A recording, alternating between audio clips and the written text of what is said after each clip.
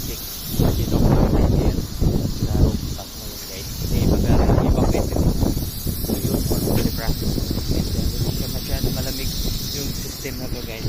Complain ng customer is for cooling. So sinig ko, abnormal yung mga reading sa LGMP, lalo na sa high pressure at saka low pressure. So need natin i-process. So nag-evacuate na kami ng refrigerant. Yung kasama ko, shout out.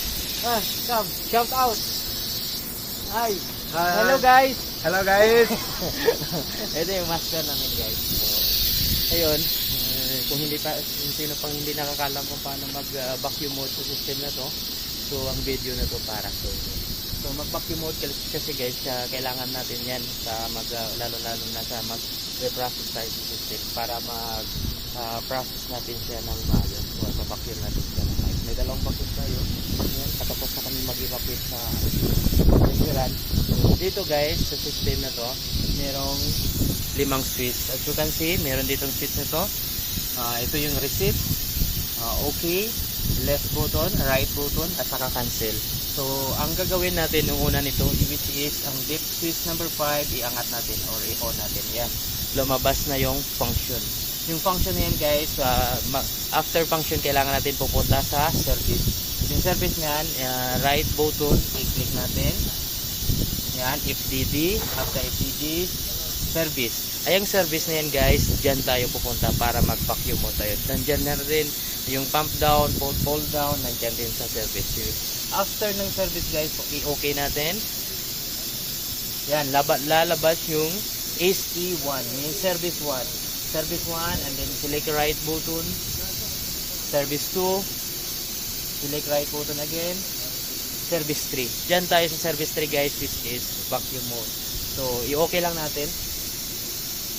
Yan, lumabas na ang VECC, means vacuum mode. Ready to vacuum na yan guys. Mag-open na yan dyan, yung mga AB valve dyan sa ating condenser.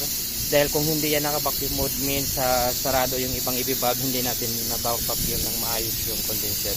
So, yung vacuum mode kasi nito guys, is important dito sa system na to para mawala talaga yung moisture at saka mga hangin sa ating piping or sa ating system. So dito na lang din ako nag-connect ng vacuum natin dahil wala kaming extension. So sana wag lang kayo mang-bash dahil sa safety pa rin yan guys, kasi dito lang naman ako. Hihintayin ko siya matapos yung pagbabacuum niya. Kunti na lang yung refrigerant sa loob, so pwede na natin to ikabit sa ating vacuum dahil mag-start na tayo mag-vacuum dahil medyo matagal kasi ito ng vacuum eh. Kung isang vacuum lang your gamit natin, which is 7 CFM lang ito guys yung vacuum natin eh.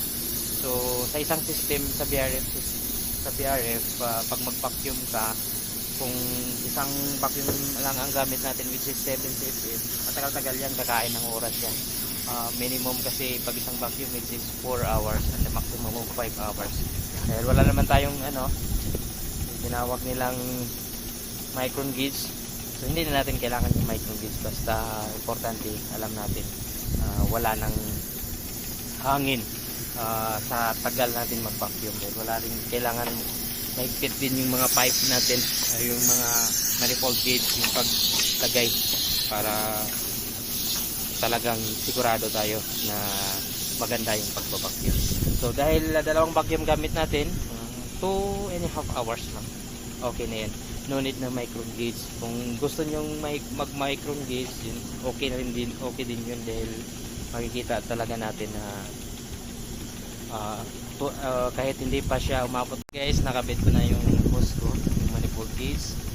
Yan, dalawang manifold gauge gamit natin para sa suction at saka discharge. Mag-start na tayo, i-on na natin yung vacuum at hintayin natin yung mga 2 oras. 2 oras guys, na 2 vacuum, it's enough na sa itong system na ito. And guys, abangan. Maraming salamat. So, see you sa next video guys. Or kung may katanungan kayo, mag-comment na kayo sa comment section. At ready rin ako mag-reply sa inyo kung mga tanong nyo regarding sa HVAC sa BRF system ng LG. Yan, maraming salamat and God bless. Thank you.